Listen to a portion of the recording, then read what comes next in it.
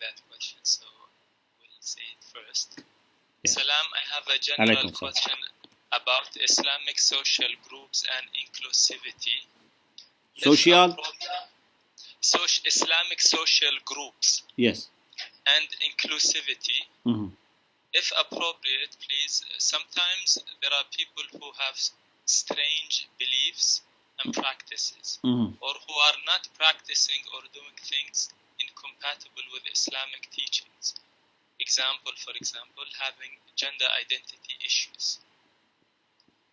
On one hand, some of such Muslims benefit from Islamic environments, and on the other hand, they may influence it in an undesired way. Where do we draw a line, and how? On one hand, we practice being inclusive and don't standardize people, maybe classify people. And on the other hand, maintain Islamically comfortable atmosphere. This is a very good question.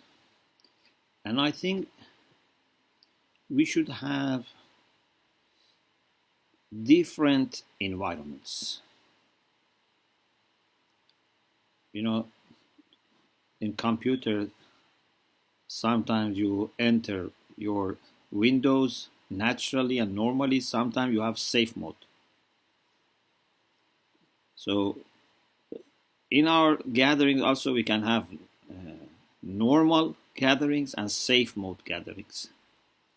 Normal gatherings where, to the best of our information, there is no problem.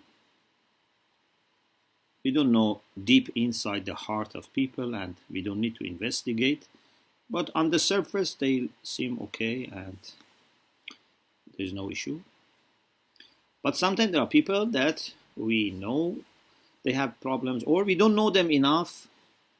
So with these people, we should have another type of gatherings and meetings where we are equipping ourselves with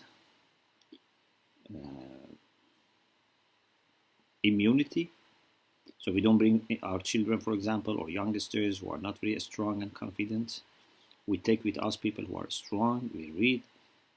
So we don't boycott these people, but we are also preparing ourselves in order to know how to approach them in a welcoming but also regulated and controlled way. This is very important. But you should have different types of environments. We should not make all our gatherings similar. Some with people who are very much reliable and trusted. Some people that we don't know, or with the people that we know they have problems. Even sometimes, depending on what is the problem, maybe we should have different types of meetings. But most of the time, keeping some line of communication is good, most of the time. But if you try all different ways and they don't work, and you think that harm may come, then that might be like the time that Ibrahim a.s., after lots of talking and after years, then he said, "We are bura'a'u minkum wa mimma ta'buduna min dunillah." But this is not the beginning. This is not easily said.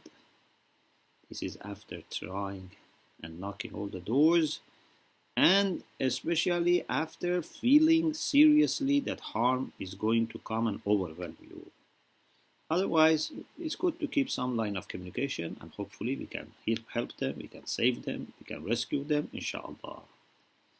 But without endangering those who can be vulnerable. linked with it, if you would explain or share some reflections about the verse from Surah Hud 118, وَلَوْ شَاءَ رَبُّكَ لَجَعَلَ النَّاسَ أُمَّةً وَاحِدَةً وَلَا يَزَالُونَ مُخْتَلِفِينَ.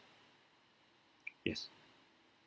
So, as we have said in Unity of God and Unity in God lectures and in the book, Allah subhanahu wa ta'ala wants people to unite, but He doesn't force His will on people. So this is iradiyya tashri'i, not takwini. If it was takwini, it would have certainly happened.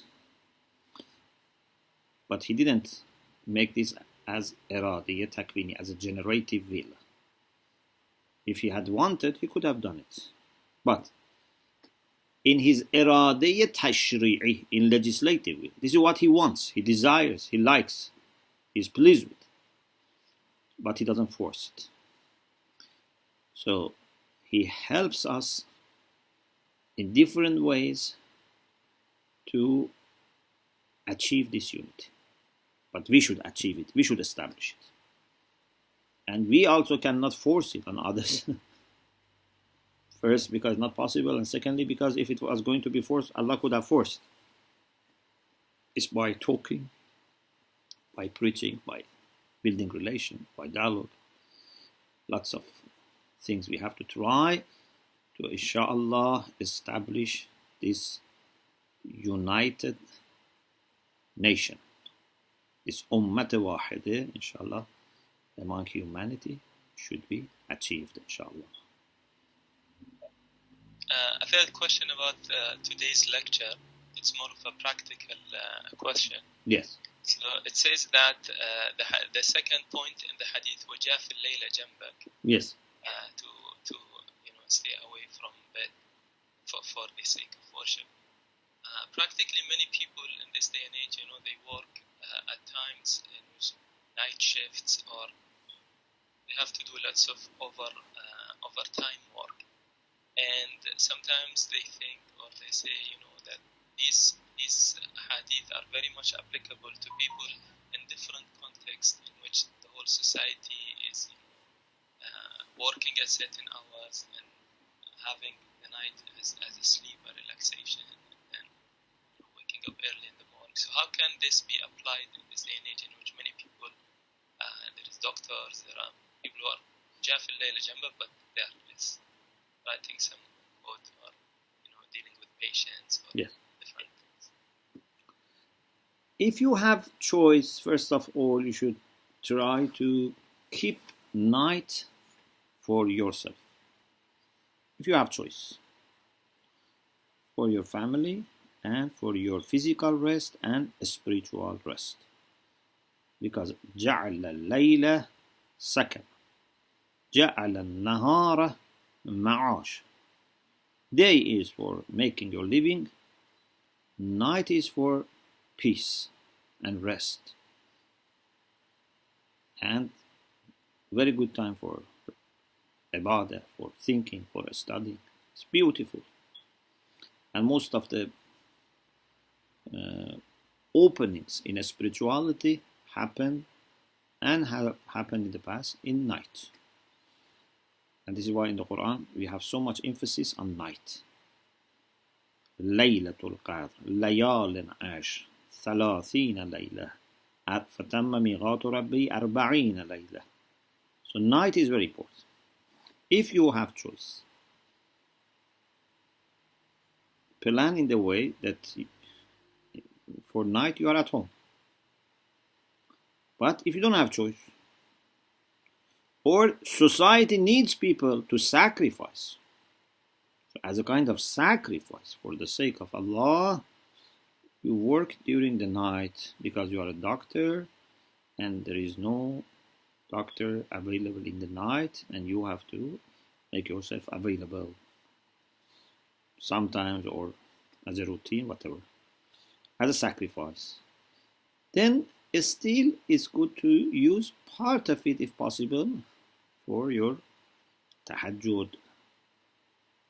You can do it in few minutes if you cannot spend good amount of time, at least few minutes, at least do, for example, 3 rak'ah, shaf and watr. If you can not do, for example, 11, do at least 9, 7, 5, at least 3, if not at least 1. And you can do it while you are walking. You can do it while you are, for example, on a bus, on a train. You can do even qaza for nawafil, yawmiyya, daily nawafil. You can do also qaza, so that inshallah you are counted as people who do nawafil. Do some zikr between, for example, people that you visit in the hospital if you have free, because it's not always constantly. Do some zikr, so that you use your, so you are awake actually, but try also to remember Allah subhanahu wa ta'ala. Jazakum Allah khair, Shaykhana. So with your permission, maybe we go to greetings if you have time. Sure. Inshallah. So